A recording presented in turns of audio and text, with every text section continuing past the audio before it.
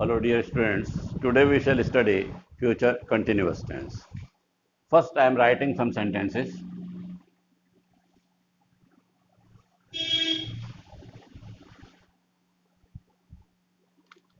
They will be reading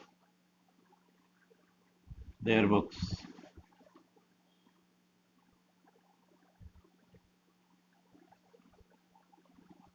I shall be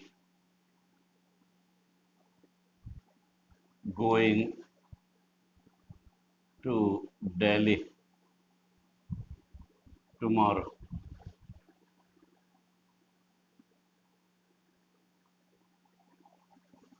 You will be playing a match.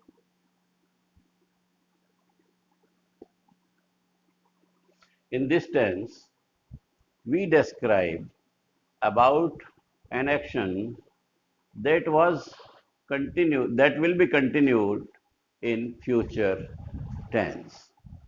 भविष्य में जारी रहने वाले कार्य के विषय में बताया जाता है. If we see the English sentences directly, we shall see will be plus reading, shall be plus going, will be plus playing. It means will be and shall be are the helping verbs of this tense, and first form plus ing.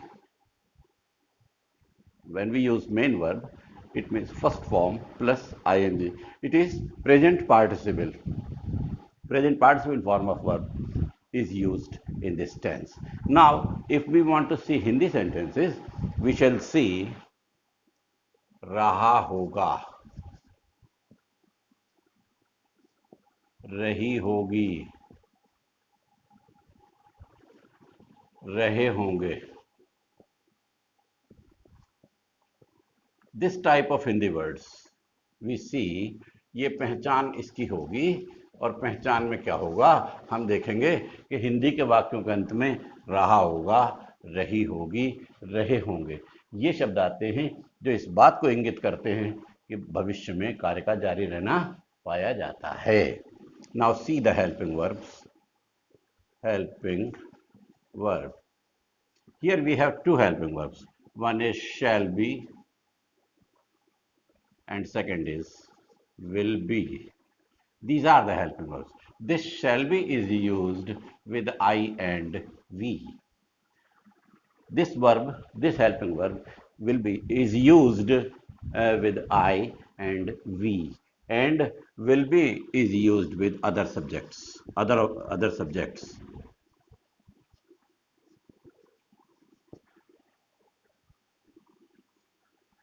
Verb first form plus ing. For example, if we have play first form of a verb, we shall add ing and the verb will be playing.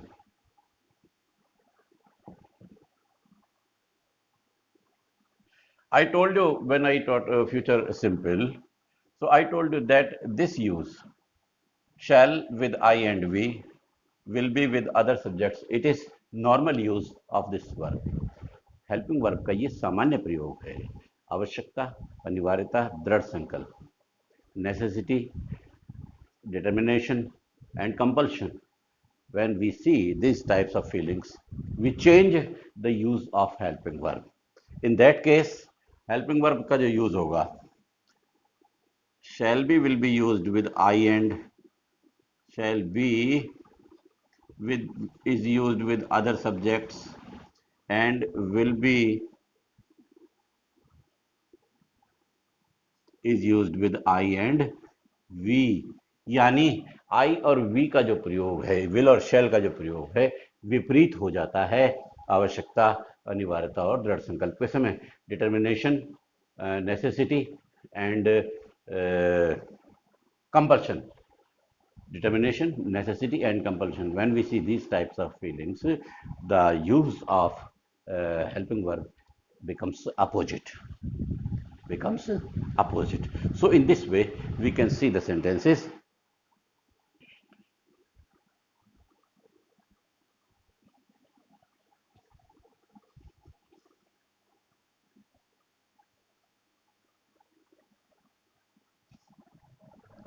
वे गांव जा रहे होंगे, वे गांव जा रहे होंगे।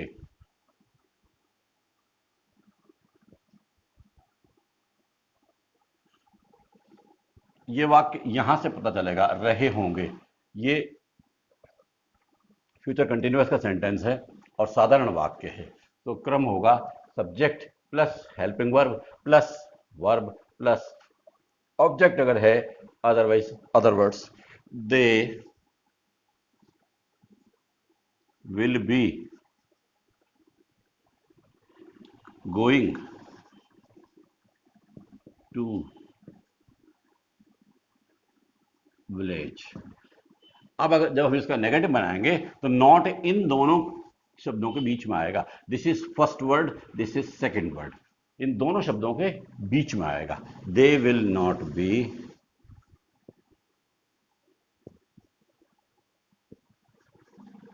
Going to village.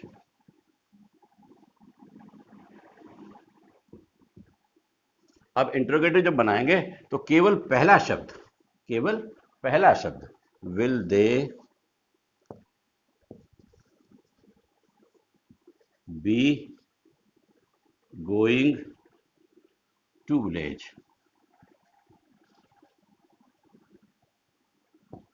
and for interrogative negative, will they not be going to village?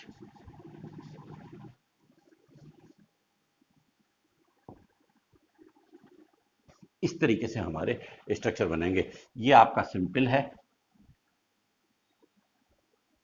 This is negative, this is interrogative single interrogative, and this is interrogative negative single. ठीक है। अब देखिए एक बात समझ लीजिए, यहां मैं आपको एक बहुत इंपॉर्टेंट नियम बता रहा हूं जो काम करेगा एक्टिव और पैसिव दोनों वॉइसेस में। 12 टेंस एक्टिव वॉइस में होते हैं, 8 पैसिव में होते हैं। ये कौन कौन से टेंस में काम करेगा देख लीजिए, present perfect continuous, past perfect continuous, future perfect continuous and future continuous. इनमें तो ये काम करेगा,